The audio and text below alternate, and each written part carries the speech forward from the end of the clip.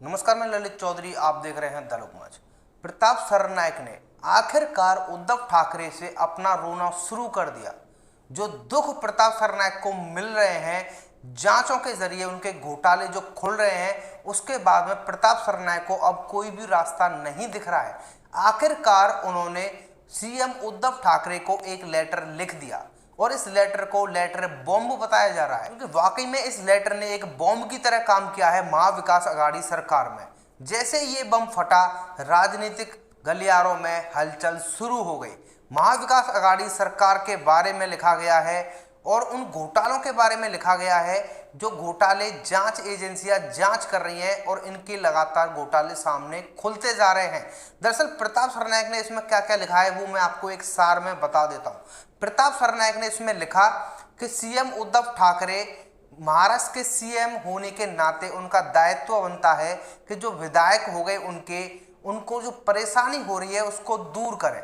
अब परेशानी किस प्रकार की है कि जांच एजेंसियां लगातार जो जांच कर रही हैं इनके घोटालों की, ये परेशानी उनके लिए हो गई है। उन्होंने कहा कि एक केस की जांच पूरी नहीं होती है जब तक दूसरा केस लग जाता है, दूसरे की जांच पूरी नहीं होती जब तक तीसरा केस लग जाता है, और हमारी फैमिली को भी इसमें इन्वॉल्व कर लिया जाता है। अनिल परब के जो घोटाले सामने आए हैं उसका भी जिक्र उन्होंने किया। उन्होंने कहा कि मैं हो गया, अनिल परब हो गए, गायकवाड़ हो गए, ये ऐसे लोग हैं जिनको लगातार जांच एजेंसियां अपने घेरे में रखे हुए हैं और जांच चल रही है। उन्होंने डायरेक्ट कहा कि महाराष्ट्र सीएम उद्धव ठाकरे को अब बीजेपी के साथ में गठबंधन कर लेना चाहिए। साफ शब्दों में लिखा है, कम से कम जो सेंट्रल की जांच एजेंसियां जांच कर रही हैं उससे तो बच जाएंगे। यहां पर क्लियर कहने का मतलब ये था कि जो जांच एजेंसियां काम कर रही हैं अपना, वो बीजेपी ने लगाई और जो केस इनके ऊपर चल रहे हैं कहीं ना कहीं बीजेपी की देन है। अब सीएम उद्धव ठाकरे से उन्होंने कहा कि पीएम नरेंद्र मोदी से उन्हें दोबारा मुलाकात करनी चाहिए। इसका मतलब यहां से साफ हो जाता है कि उद्धव ठाकरे दिल्ली में जब पीएम नरेंद्र मोदी से मिलने गए थे उसको फॉर्मल मीटिंग कहा जा रहा था और शिवसेना के लीडर लगातार दुहाई दे रहे थे कि इसमें कोई बड़ी बात नहीं है, ये मीटिंग फॉर्मल मीटिंग और बीजेपी के साथ उनका 25 साल का साथ रहा है। तो ऐसे में अगर वो प्रधानमंत्री नरेंद्र मोदी से मिलते हैं तो क्या हो गया, वो अपने देश के प्रधानमंत्री हैं, पाकिस्तान के प्रधानमंत्री से मिलने नहीं जा रहे हैं। लेकिन कहीं ना कहीं ये जो तर्क दिया गया था, स्टार्टिंग से ही पता चल रहा था कि इस मुद्दे के पीछे कुछ और वजह है और ये वजह आज खुलकर सामने आ गई प्रताप सरनाईक के लेटर बम से। मतलब यह है कि उद्धव ठाकरे की जो मीटिंग हुई है पीएम नरेंद्र मोदी से, वो कहीं ना कहीं अपने विधायकों के घोटालों को छुपाने के लिए, जांच एजेंसियों को जांच को बंद कराने के लिए ये मीटिंग हुई है।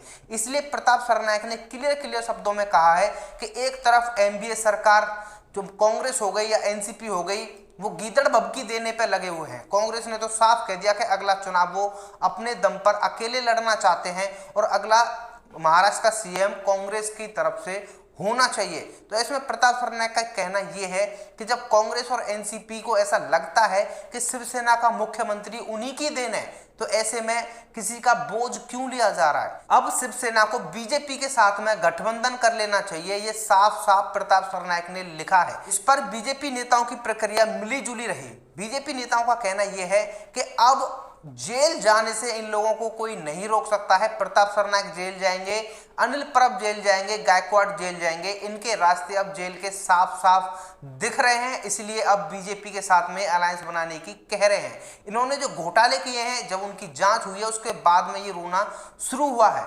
ये वही प्रताप सरनाईक है जो स्टार्टिंग में गीदड़ भभकी दे रहे थे और कह रहे थे मुझे हैरेस किया जा रहा है, बीजेपी के नेताओं द्वारा हैरेसमेंट का सामना मुझे करना पड़ रहा है, मैं उनके ऊपर एक्शन लूंगा। लेकिन कहीं ना कहीं ये बाजी उनकी फेल हो गई।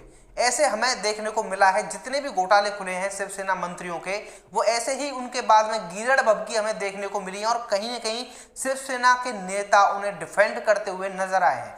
संजय राउत की प्रतिक्रिया जब मांगी गई इस लेटर पर, तो संजय राउत ने कोई भी प्रतिक्रिया देने से मना कर दिया। बहुत ही नॉर्मल प्रतिक्रिया उनकी रही है।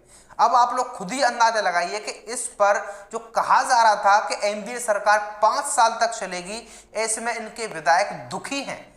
इनके विधायकों को लगता है कि इनके जो घोटाले खुल रहे हैं वो उनके ऊपर प्रताड़ना की जा रही है। अब घोटाले जब खुल रहे हैं इन लोगों के, तो इन्हें ऐसा लगता है कि बीजेपी के साथ में अगर अलायंस कर लेंगे तो ये घोटाले सामने नहीं आएंगे। अब इसमें कितनी सच्चाई है वो आप लोग कमेंट करके जरूर बताएं कि क्या बीजेपी के साथ में अलायंस करके ये घोटाले इनके छुप जाएंगे, क्या बीजेपी ऐसा कर सकती है, वो आप लोग कमेंट करके जरूर बताएं। फिलहाल के लिए वीडियो में इतना ही। आप लोगों का क्या कहना है इस बारे में आप लोग कमेंट जरूर कर देना। मिलते हैं आपसे एक और नई वीडियो में नई इंफॉर्मेशन के साथ। धन्यवाद।